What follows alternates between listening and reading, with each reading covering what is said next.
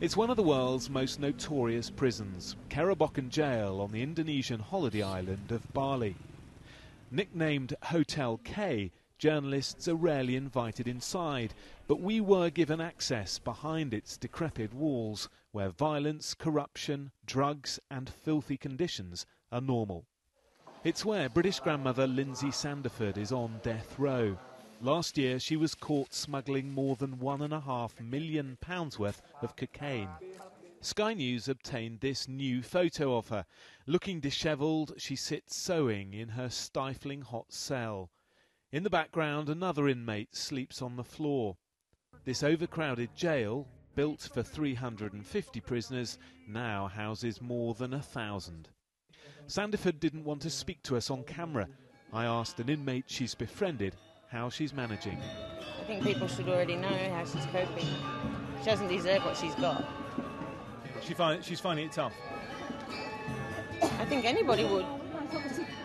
Myron Sukumaran, who was born in West London, is also on death row for smuggling drugs. Intelligent, softly spoken and full of remorse, he knows his execution could come at any moment. Like, you can be strong for a short time, almost invincible, but after a long time, stuff just wears you down.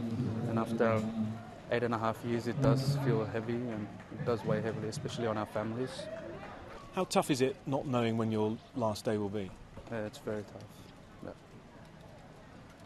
Do you try and block out those thoughts? Yeah, I try very hard. Yeah. But I guess it's not easy. No, it's not easy. Are you frightened? Yes.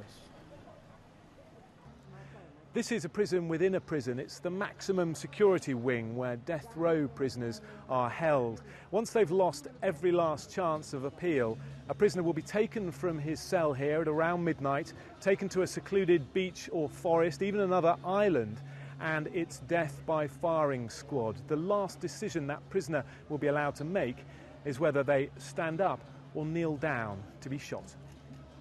Recently released inmate Paul Conibir smuggled these images out from the cells.